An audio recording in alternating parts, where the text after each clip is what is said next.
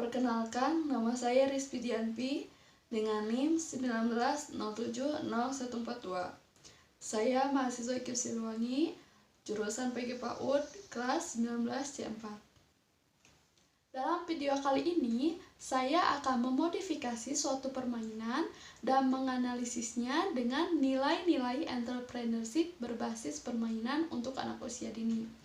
Video ini sebagai salah satu tugas mata kuliah entrepreneurship berbasis bermain dan permainan untuk anak usia dini dengan dosen pengampu Ibu Ipat Fatimah Zahra MPD. Permainan yang akan saya modifikasi dan analisis tersebut adalah permainan tradisional ucing dongko. Saya akan menjelaskan sedikit apa itu permainan tradisional.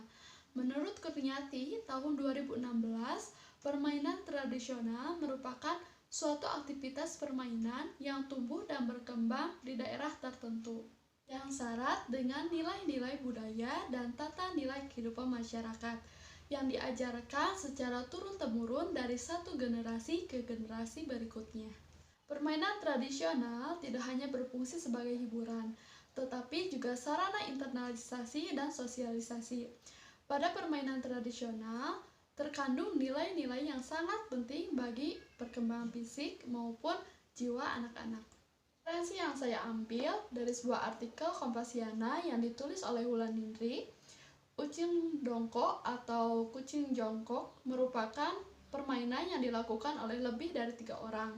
Saat permainan dimulai, para pemain akan berhompimpa dulu untuk menentukan siapa yang akan menjadi kucingnya. Yang menjadi ucing harus memegang pundak kawannya. Yang tidak jadi ucing, jika kawannya keburu jongkok, maka dia tidak jadi ucing. Dan yang jadi ucing tetap yang pertama yang kalah hompimpa. Dan harus mencari temannya yang lain yang untuk dia pegang pundaknya. Lalu ia bisa membangunkan kawannya yang jongkok dan bergantian jadi dia yang jongkok. Sementara yang berdiri dapat dikejar oleh si kucing hingga tangannya mengenai pundaknya. Yang pernah jadi kucing tidak bisa jadi kucing lagi. Saya akan memodifikasi permainan ucing dongko ini dari aturan main serta media yang digunakan. Aturan mainnya adalah pemain harus lebih dari 2 orang. Kemudian untuk penentuan siapa yang menjadi ucing bisa melalui permainan hompimpa, batu kertas gunting, atau suit. Ketika sudah terpilih orang yang menjadi ucing, maka ia harus mengenakan ikat kepala dari pita sebagai tanda bahwa ia menjadi ucing. Nah, pita ini juga menjadi media pada permainan ucing dongko. Yang menjadi ucing harus mengejar pemain lain serta menyentuhnya. Maka ketika ucing dapat menyentuh pemain lain, ia sudah bukan lagi menjadi ucing. Yang tersentuh oleh ucing tadilah yang menjadi ucing selama pemain yang disentuhnya tetap berdiri. Kecuali jika pemainnya sedang jongkok atau ketika akan disentuh ternyata sudah jongkok duluan, maka ucing tidak bisa menyentuh pemain tersebut. Pemain yang sudah jongkok dapat berdiri kembali bila ia ditolong oleh temannya yang masih berdiri, dengan syarat saling menyentuh tangannya satu sama lain, serta pemain yang jongkok tersebut dapat menyebutkan nama benda di sekitarnya atau juga nama buah atau nama binatang dan lain-lain sesuai kesepakatan bersama sebelumnya. Namun tidak boleh menyebutkan nama benda yang telah disebutkan sebelumnya atau disebutkan oleh pemain lain. Jadi, ketika temannya akan menyentuh pemain yang sedang jongkok, maka di saat bersamaan, pemain yang sedang jongkok tersebut menyebutkan benda yang ada di sekitarnya. Dengan begitu, pemain yang sedang jongkok tersebut dapat berdiri kembali. Berikut ini cuplikan video dari permainan ucing dongko yang telah saya modifikasi.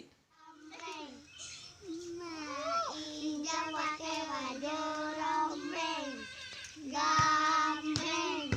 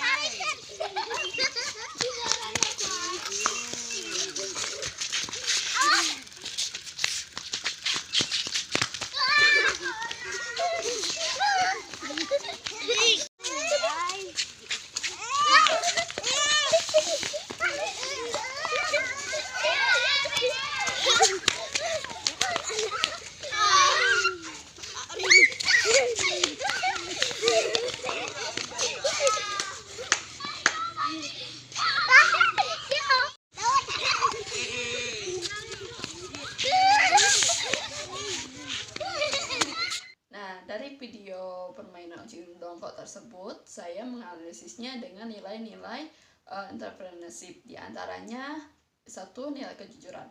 Nah, nilai kejujuran ini adalah sikap dan perilaku seseorang untuk bertindak dengan sesungguhnya dan apa adanya.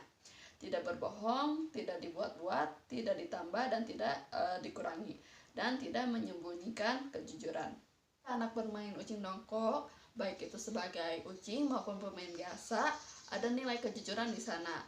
Misalnya, pada saat anak mencoba menyentuh temannya, ketika anak menjadi ucing dan ternyata temannya tersentuh, maka teman tersebut menjadi ucing. Namun terkadang ada sebagian anak yang tidak mau mengakui bahwa ia tersentuh, maka anak tersebut tidak dapat jujur. Yang kedua yaitu disiplin. Disiplin adalah ketaatan atau kepatuhan seseorang kepada peraturan atau tata tertib. Nah, dalam permainan ucing dongkok ini ada aturan yang harus ditaati oleh pemainnya. Contohnya, saat menentukan siapa yang menjadi ucing melalui permainan Hampimpa, maka ketika seseorang mendapatkan peran menjadi ucing, ia harus mampu menjalankan perannya menjadi ucing dalam permainan tersebut, ataupun pemain yang lainnya dapat menjalankan tugasnya dengan baik. Yang ketiga adalah pantang menyerah. Pantang menyerah adalah sikap yang tidak mudah patah semangat dalam menghadapi berbagai rintangan, selalu bekerja keras untuk mewujudkan tujuannya. Nah, ketika anak bermain ucing dongkok, anak-anak akan mengejar satu sama lainnya, yang mana masing-masing perannya memiliki tugasnya masing-masing, yaitu ketika anak menjadi ucing, anak akan berusaha untuk mengejar pemain lain agar ia tidak lagi menjadi ucing, maupun sebaliknya.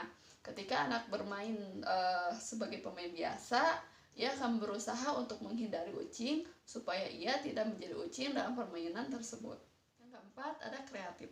Kreatif adalah kemampuan seseorang untuk melahirkan sesuatu yang baru, baik itu berupa gagasan maupun karya nyata yang belum pernah ada, atau dalam bentuk baru maupun kombinasi dengan hal-hal tersedia. Contohnya ketika anak mampu memodifikasi sebuah permainan, baik itu dalam aturannya atau media yang digunakan. Kemudian ketika bermain ucing dongkok ini, dengan kreativitas yang dimiliki anak mampu membuat strategi bagaimana agar ia dapat bermain dengan baik. Yang kelima adalah mandiri.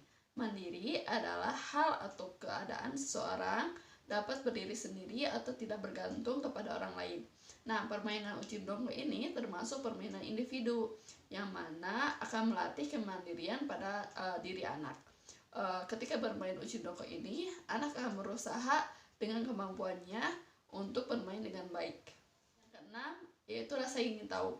Rasa ingin tahu ini merupakan keinginan untuk menyelidiki sesuatu. Nah, setelah saya modifikasi permainan ucing dongkok ini, salah satunya itu ketika anak dapat menyebutkan benda yang ada di sekitarnya ketika ia dongkok atau jongkok.